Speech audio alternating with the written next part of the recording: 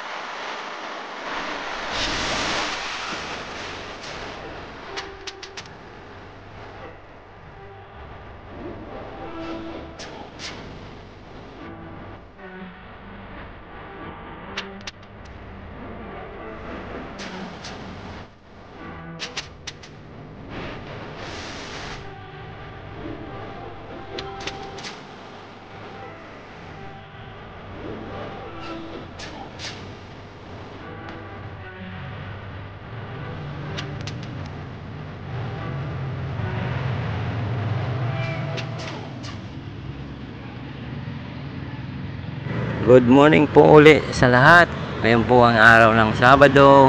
Update ko po kayo. Shout out po sa lahat ng aking viewers at supporters. Maraming salamat sa team Mapagmahal, kay Ma'am Marites Osirin, kay Sir Christopher Baloloy, kay Sir Boots Sampiano, sa lahat ng aking mga supporters. Kay Catherine Bulang Vlog, good morning po sa inyo lahat. Pagpalain po kayo. Hindi ko man nababanggit, good morning po kay Ma'am Angel Salvador. Good morning. Good morning po sa inyo lahat. Good morning lahat ng supporters ng LRT1 Cavite Station Vlogger. Good morning po. At ang pagpalang Sabado po ngayong lahat. Sabado po ngayon.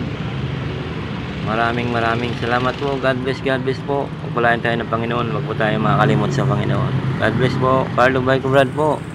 Hindi pong kalilimutang i-subscribe at hit ang notification bell all para ma-notify ko po kayo. Good morning. Thank you very much.